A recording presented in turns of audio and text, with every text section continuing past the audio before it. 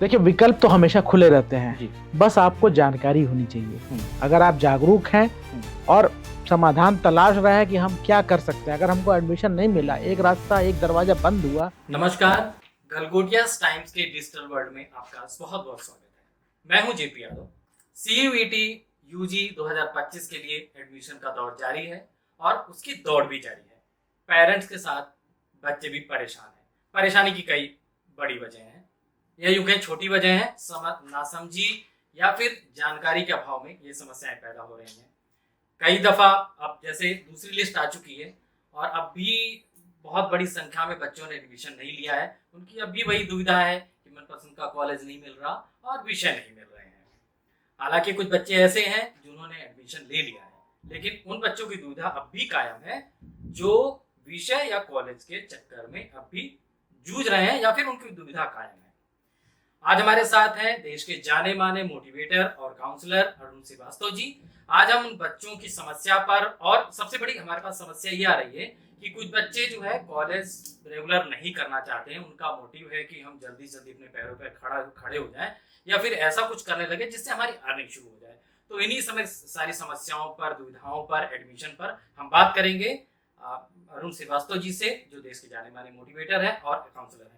आपका बहुत बहुत स्वागत है अरुण श्रीवास्तव जी आज हमारे कार्यक्रम में। इसमें तो आज सबसे बड़ी समस्या जो बच्चों में देखी जा रही है कि सरकारी कॉलेज में एडमिशन शुरू हो गए, वहाँ पे फीस कम है तो बच्चों को आसानी होती है, पेरेंट्स का खर्चा भी बचता है। अब प्राइवेट कॉलेज में बहुत ज्यादा फीस है, तो उनके लिए क्या विकल्प है? अगर वो सरकारी हो, सरकारी में उनको एडमिशन नहीं मिला, प्राइवेट में बहुत ज्यादा फीस है, उनको लगता है ऐसी है भी, ये सच्चाई भी है, तो उनके लिए क्या विकल्प है उन छात्रों के लिए? देखिए, ऐसा है कि अभी भी जो है सीयूईटी की तरफ से जो है, जब जो एडमिशन प्रक्रिया जारी है, अलग अलग विश्वविद्यालयों की अलग अलग लिस्ट जारी हो रही है। सीटों की, रिक्तियों की, जितनी सीटें अब उपलब्ध हैं उसके हिसाब से। तो अभी दूसरी लिस्ट आई हुई है, हो सकता है कि तीसरी और चौथी लिस्ट भी आए और आएगी ही, क्योंकि तो अगर तीसरी लिस्ट में अगर नाम आपका आ जाता है, आपको कॉलेज मिल जाता है, विषय मिल जाता है, बहुत अच्छी बात है।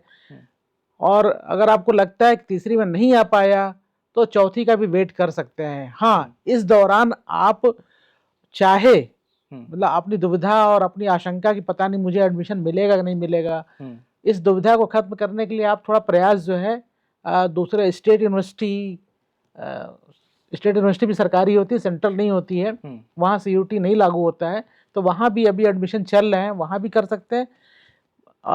उसके अलावा जो है आप निजी विश्वविद्यालय बहुत सारे हैं अब जी, निजी विश्वविद्यालयों में भी आपको आसानी से एडमिशन मिल जाएगा। हाँ, बस ये है कि वहाँ पे फीस थोड़ी ज़्यादा होती है। अगर आप अफोर्ड कर सकते हैं तो आप अपने मनपसंद विषय में, मनपसंद कोर्स में वहाँ पे एडमिशन ले सकते हैं।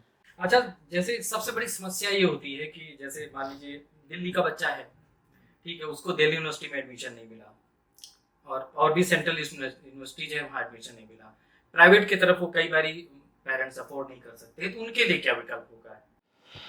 देखिए, विकल्प तो हमेशा खुले रहते हैं बस आपको जानकारी होनी चाहिए। अगर आप जागरूक हैं और समाधान तलाश रहे हैं कि हम क्या कर सकते हैं, अगर हमको एडमिशन नहीं मिला, एक रास्ता एक दरवाजा बंद हुआ तो दूसरा दरवाजा कौन खुल सकता है?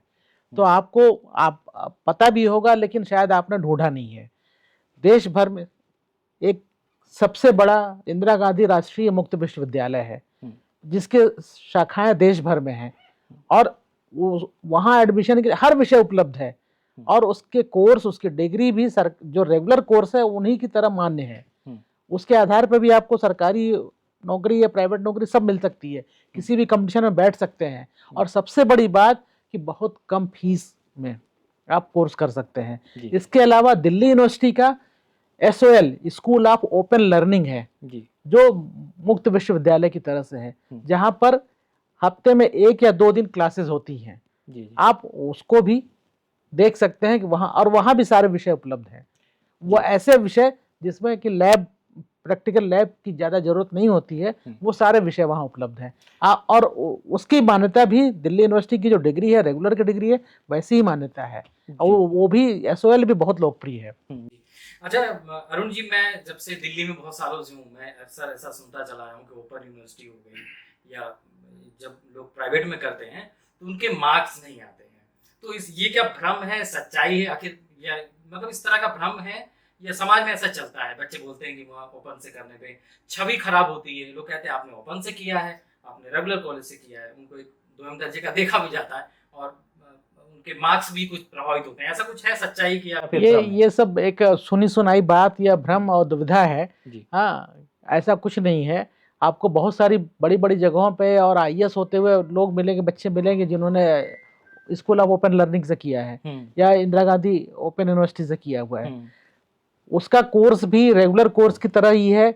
अब आपके ऊपर ये है कि आप कितने हल्के में लेते हैं, कितनी गंभीरता से लेते हैं। जी। आप जब रेगुलर कोर्स को गंभीरता से लेते हैं तो इस कोर्स को भी गंभीरता से लेना चाहिए। आप पढ़ाई करेंगे तो नंबर आएंगे ही, पढ़ाई नहीं करेंगे और मान के चलेंगे अरे ओपन की क्या वैल्यू है, ऐसा कतई नहीं है। ओपन की भी उतनी ही वैल्यू है, मुक्त विश्वविद्यालय की डिग्री की भी उतनी ही वैल्यू है। नंबर वहां भी आएंगे आपके, वहां भी ग्रेड आपका आएगा, लेकिन आप पढ़ाई करेंगे तो। और सबसे बड़ी बात, जब आप इंडस्ट्री की तरफ जाते हैं, नौकरी पाने जाते हैं, सरकारी नौकरी कंपटीशन पास करके होती है। कंपटीशन वही पास कर पाता, वही क्वालिफाई कर पाता है जिसके पास नॉलेज होती है। प्राइवेट नौकरी में जाएंगे तो वहां भी डिग्री की कोई वैल्यू नहीं होती है। अगर डिग्री है तो एक फॉर्मेलिटी है। वहां देखा जाता है कि आप काम कितना जानते हैं, आपको जिस प्रोफेशन में आप जाना चाहते हैं, जिस प्रोफेशन के लिए आपने अप्लाई किया है, उसकी कितनी नॉलेज है, आप इंडस्ट्री को कितना करीब से समझते हैं। हमारी रिक्वायरमेंट जो है, हमारा जो काम करने का तरीका है, हम जो आपसे कराना चाहते हैं उसके बारे में आपको जानकारी है कि नहीं है, आप कर सकते हैं नहीं कर सकते हैं। अगर नॉलेज है, आप इंडस्ट्री के रिक्वायरमेंट से परिचित हैं और या उसकी अपेक्षाओं को समझते हैं, तो असल परीक्षा वहाँ है आपकी। अगर आपने पढ़ाई नहीं की, नॉलेज ही नहीं लिया, क्योंकि पढ़ाई सिर्फ अंक के लिए थोड़ी होती है। मैं पहले भी बार बार कह चुका हूँ कि पढ़ाई सिर्फ नंबर पाने के लिए या परीक्षा पास करने के लिए थोड़ी है, वो नॉलेज के लिए। नॉलेज है तो आप न केवल नौकरी पाएंगे बल्कि नौकरी में बहुत आगे भी जाएंगे। जी। तो दर्शकों, जैसा कि हमारे मेहमान ने कहा कि ये भ्रम आप पूरी तरह दूर कर लीजिए, जो 100% सत्य है कि चाहे प्राइवेट यूनिवर्सिटी हो या फिर रेगुलर आप कॉलेज कर रहे हो, यूनिवर्सिटी से पढ़ाई कर रहे हो, इसमें कोई अंतर नहीं होता, मार्क्स पे कोई फर्क नहीं पड़ता। और ये आपकी क्षमता पर है कि आप कैसा मार्क्स लाते, चाहे आप रेगुलर पढ़ें या फिर कॉरेस्पॉन्डेंस से। इसी से अरुण जी, एक दूसरा सवाल मेरा है कि आजकल बच्चों के पास, जैसा वो कहते हैं, समय नहीं है। जैसा मैंने पहले भी आपसे कहा कि लोग अपने पैरों पे, छात्र कम से कम खड़ा होना चाह रहे हैं, तो वो कौन सा ऐसे व्यावसायिक कोर्स कौन कौन से हैं जो कर सकते हैं उस 6 महीने में, 1 साल में? देखिए, अब आज के समय में फैमिली भी, खास करके middle class, lower middle class family जो है, चाहती है कि हमारे परिवार में जैसे बच्चा बड़ा हो, 12वीं पूरा कर ले तो कहीं कुछ ऐसा करे कि काम उसको मिल जाए। हाँ, तो काम मिलने के लिए सिर्फ 12वीं के आधार पे काम नहीं मिल जाएगा। और वो बच्चा पढ़ना भी नहीं चाहता है, या ऐसा पढ़ना चाहता है कि हम पढ़ाई भी कर लें, करस्पॉन्डेंस से पढ़ाई कर लें, या ओपन स्कूल से पढ़ाई कर लें, ओपन यूनिवर्सिटी से पढ़ाई कर लें, और हमको साथ साथ काम भी कर लें। तो काम पाने के लिए थोड़ा अपनी स्किल भी अपने अंदर लानी पड़ेगी, सीखनी पड़ेगी। आप क्या काम करना चाहते हैं, कौन सा काम बेहतर तरीके से कर सकते हैं। तो जो काम कर सकते हैं, जिस फील्ड में रुझान आपको है, अगर आप मान लीजिए कि वीडियो एडिटर बनना चाहते हैं, या डिजिटल मार्केटिंग का आजकल का दौर है वो करना चाहते हैं, या कंप्यूटर अकाउंटेंसी सीखना चाहते हैं, क्योंकि पहले लेजर बही होता था, अब सारा काम सॉफ्टवेयर के जरिए होता है, अकाउंटिंग का काम भी। तो बहुत सारे ऐसे काम हैं जो आप 6 महीने का कोर्स करके, और ये कोर्स कहीं किसी यूनिवर्सिटी में और किसी सेंट्रल यूनिवर्सिटी में जाने की जरूरत नहीं है। बाजार में, मार्केट में बहुत सारे ऐसे इंस्टीट्यूट हैं जहां पर आप शॉर्ट टर्म कोर्स 6 महीने 1 साल का कोर्स कर सकते हैं, और उस कोर्स के आधार पे आपको नौकरी मिल सकती है।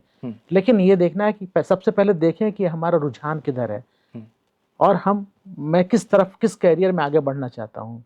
और मेरी इसके साथ एक और सलाह है कि अगर पढ़ाई में थोड़ी बहुत भी रुचि है, आप एडमिशन कहीं नहीं लिया है आपने, या नहीं मिल सका है, बेशक आप शॉर्ट टर्म कोर्स करें अपनी रुचि के हिसाब से, लेकिन कोशिश करें कि साथ साथ करस्पॉन्डेंस से अपनी डिग्री को बढ़ा सकें। इससे फायदा क्या होगा कि आप जो नौकरी कर रहे हैं उसके साथ साथ आपको नौकरी का अनुभव भी मिल रहा है, और जब आप 2 साल 4 साल बाद जब नौकरी छोड़ करके कहीं और स्विच ओवर करेंगे, करना चाहेंगे, तो उससे आपको आपकी डिग्री का भी फायदा मिलेगा। आपने 12वीं के आधार पर नौकरी पाई है, तो जब ग्रेजुएशन कर लेंगे तो ग्रेजुएशन प्लस आपकी नौकरी का अनुभव दोनों काउंट होगा वहां पे, तब शायद आपको डबल या ट्रिपल की नौकरी मिल सके या ज्यादा बड़े ऊंचे पद की नौकरी मिल सके। तो कोशिश करिए, पढ़ाई कभी, मैं पहले भी कहता रहा हूँ, पढ़ाई हमेशा फ्रूटफुल होती है, हमेशा उसका फायदा मिलता है। तो अगर जरा सी भी रुचि है पढ़ाई में आपकी, तो पढ़ाई, अपनी योग्यता को पढ़ाई के जरिए बढ़ाते रहे आप।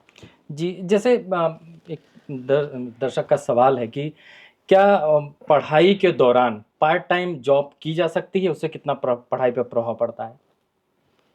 देखिए, आपको अगर लगता है कि मतलब मेरा परिवार ऐसा नहीं है कि मुझे बहुत सपोर्ट कर सकता है, या आर्थिक रूप से परिवार उतना सक्षम नहीं है कि ज़्यादा फीस, या ज़्यादा, मतलब फीस, केवल फीस का ही खर्चा नहीं होता है, रहने खाने का भी खर्चा था। कोई बच्चा अगर बाहर रह रहा है तो उसको जो है फूडिंग, लॉजिंग दोनों के खर्चे होते हैं, फिर ट्रांसपोर्टेशन का खर्चा है, फिर उसका जेब खर्च है, कुछ और भी चीज़ें जरूरत पड़ती हैं। तो मतलब महीने का 10-15-20 हज़ार का खर्चा तो एवरेज खर्चा है, फीस के अलावा भी, अगर बाहर रहता है बच्चा या बाहर खाना खाता है। तो बहुत, जो परिवार सक्षम नहीं है, कि घर से, परिवार से सपोर्ट नहीं मिल रहा है फाइनेंशियल, तो वो बच्चा सोचता है कि मैं कुछ पार्ट टाइम काम कर लूँ जी। हाँ, तो सबके पहले जहन में आता था कि मैं जो है ट्यूशन पढ़ा लेता हूँ, हाँ, या किसी कोचिंग को ज्वाइन कर लेता हूँ, कोचिंग पढ़ा लेता हूँ वहाँ पे।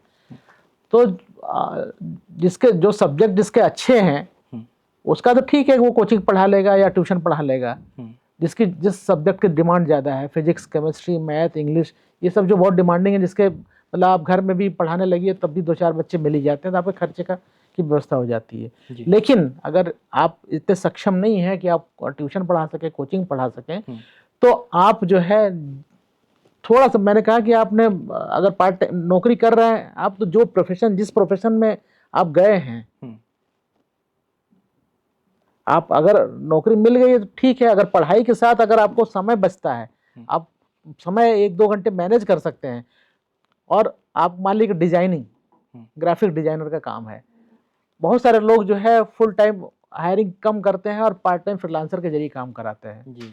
तो आप ऐसे अपने नेटवर्क के जरिए पता करने की कोशिश करिए कि कहाँ, या फिर लिंक्डइन पर या और भी सोशल मीडिया के जरिए पता करिए कि कहाँ ऐसे रिक्वायरमेंट है, क्योंकि ऑनलाइन बहुत सारी ऐसे रिक्वायरमेंट, हायरिंग आती रहती है जहाँ पार्ट टाइम की जरूरत पड़ती है।